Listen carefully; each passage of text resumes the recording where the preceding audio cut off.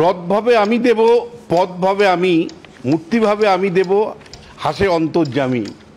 আমি খুব পরিষ্কার করে বলতে চাই, এই অধীর চৌধুরী যখন লোকসভা নির্বাচনে দাঁড়ালো,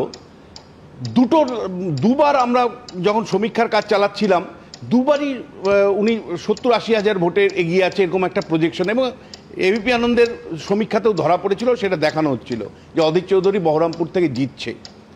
ওখান থেকে নরেন্দ্র মোদী কংগ্রেস প্রার্থী অধীর চৌধুরীকে হারানোর জন্য পাঠিয়ে দিলেন যোগী আদিত্যনাথকে, তীব্র মেরুকরণের বক্তব্য।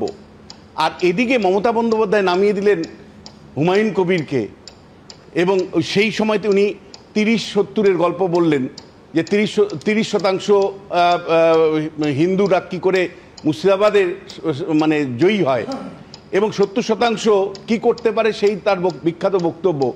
পুরো মুসলিম ভোটটাকে মেরুকরণ করলো তৃণমূলের পক্ষে। অধীর চৌধুরীকে একেবারে অভিমন্যু যেমন বধ হয়েছিল, মমতা বন্দ্যোপাধ্যায় সেদিন কেন কথা বলেননি? অধীর চৌধুরীকে জেতানোর জন্য সেদিন আপনি হুমায়ুন কবিরকে ব্যবহার করেননি। সেদিন তো আপনি বলেননি হুমায়ুন কবির খারাপ ছেলে। সেদিন তো আপনি বলেননি যে হুমায়ুন কবিরের বিরুদ্ধে আমি শাস্তি নিচ্ছি। সেদিন তো মমতা বন্দ্যোপাধ্যায় আপনি বলেননি যে হুমায়ুন কবির যে কথাটা বলেছে তার নিন্দা করছি, তার বিরুদ্ধে এফআইআর করছি। আজকে হুমায়ুন কবির আরেক মানে আপনার যখন বোতল থেকে যখন জিন বেরিয়ে গেছে, তখন আরেক ধরনের গল্প আপনি আমাদেরকে শোনাচ্ছেন। ফলে দিনের শেষে আপনাকে বলছি সুমনদা, লড়াই মানে রাজা রাজার যে লড়াই, সেই লড়াইয়ে কিন্তু উলু খাগড়ার পান যাচ্ছে। নমস্কার, সন্ময় স্পিক্স থেকে বলছি। সন্ময় বন্দ্যোপাধ্যায়, অধ্যাপক বিশ্লেষক বিশ্বনাথ চক্রবর্তীর এবিপি আনন্দে দেওয়া সাক্ষাৎকার দিয়ে আজকের এই প্রতিবেদনটা শুরু করলাম। তার কারণ, খুব মূল্যবান একটা যুক্তি এবং বিশ্লেষণ অধ্যাপক বিশ্বনাথ চক্রবর্তী করেছেন, যেটা আপনাদের আমি শোনালাম এতক্ষণ। ভালো করে ভেবে দেখুন, ইউসুফ পাঠানকে গুজরাট থেকে আনতে হয়েছিল কেন? মমতা বন্দ্যোপাধ্যায়কে অধীর চৌধুরীকে হারানোর জন্য। এটা সাম্প্রদায়িকতা নয়, অর্থাৎ নির্দিষ্ট একটি ধর্মীয় ইমেজকে ব্যবহার করে এবং অধীর রঞ্জন চৌধুরীর মতো প্রার্থীকে হারানো। এ রাজ্যের তথাকথিত বৃহৎ সংবাদ মাধ্যম এ নিয়ে কোনো দিন চর্চা করেছে, আলোচনা করেছে, বিশ্লেষণ করেছে, কথা বলেছে? কোনো দিন শুনেছেন? এও তো এক ধরনের সাম্প্রদায়িকতা, অর্থাৎ আমি ধর্ম দেখে আমি প্রার্থী আনছি শুধু গুজরাট থেকে, এনে তাকে ব্যবহার করছি, এবং সেখানে হুমায়ুন কবিরকে ব্যবহার করা হয়েছে। হুমায়ুন কবিরকে অধীর চৌধুরীকে হারানোর জন্য সেদিন ব্যবহার করেছেন কে? এই মমতা বন্দ্যোপাধ্যায়, যে হুমায়ুন কবিরকে এদিন 4 তারিখ দল থেকে সাসপেন্ড করা হলো। খেয়াল করুন, বহিষ্কার নয়, দল থেকে সাসপেন্ড করা হলো, বহিষ্কার করা হলো না, সাসপেন্ড করা হলো মমতা বন্দ্যোপাধ্যায় ঠিক সভার আগে, যাতে সংবাদ মাধ্যমে আলোচিত হয় এবং বাবরি মসজিদ তৈরির দায়টা মমতা বন্দ্যোপাধ্যায়কে নিতে না হয়, হিন্দুদের কাছে এই মেসেজটা পাঠানোর জন্য।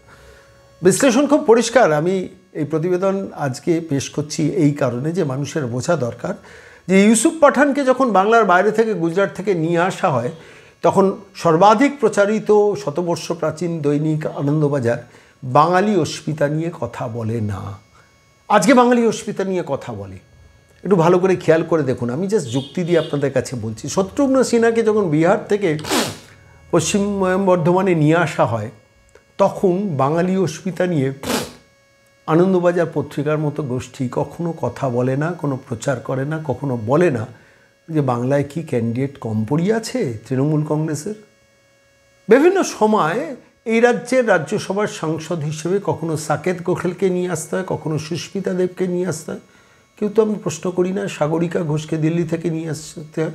এই বাংলায় কি ক্যান্ডিডেট কম পড়েছিল তৃণমূলে? আমি এই প্রসঙ্গে প্রশ্নটা তুললাম।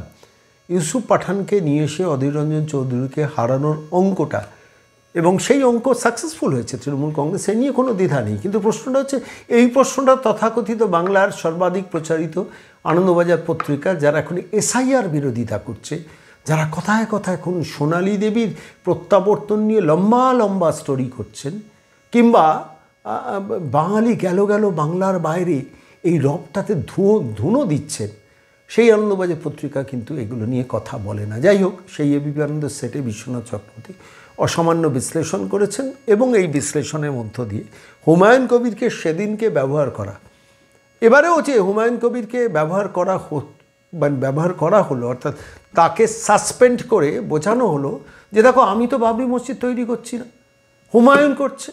আর সেই হুমায়ুনের বাবরি মসজিদ তৈরির সময় অসংখ্য পুলিশ কর্মী দিয়ে সেটা নিশ্চিন্তে নির্বিঘ্নে করতে দেওয়া হলো, সেটাতে পুলিশ পারমিশন দিল না, এই মেসেজ কিন্তু সংখ্যালঘুদের কাছে গেল না। অসামান্য অঙ্ক, ধূর্ত অঙ্ক এ রাজ্যের সর্বময় নেত্রীর।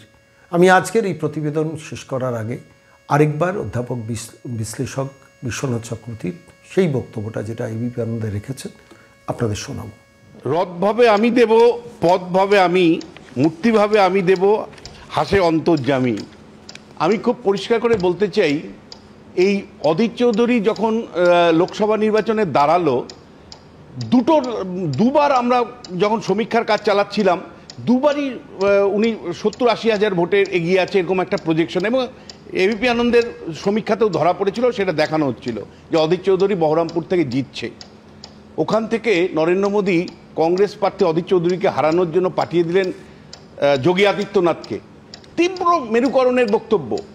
আর এদিকে মমতা বন্দ্যোপাধ্যায় নামিয়ে দিলেন হুমায়ুন কবিরকে, এবং সেই সময়তে উনি 30-70-এর গল্প বললেন যে 30% হিন্দুরা কী করে মুর্শিদাবাদের মানে জয়ী হয়, এবং 70% কি করতে পারে সেই তার বিখ্যাত বক্তব্য।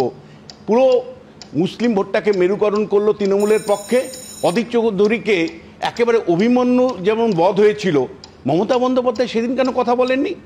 অধীর চৌধুরীকে জেতানোর জন্য সেদিন আপনি হুমায়ুন কবিরকে ব্যবহার করেননি। সেদিন তো আপনি বলেননি হুমায়ুন কবির খারাপ ছেলে। সেদিন তো আপনি বলেননি যে হুমায়ুন কবিরের বিরুদ্ধে আমি শাস্তি নিচ্ছি। সেদিন তো মমতা বন্দ্যোপাধ্যায় আপনি বলেননি যে হুমায়ুন কবির যে কথাটা বলেছে তার নিন্দা করছি, তার বিরুদ্ধে এফআইআর করছি।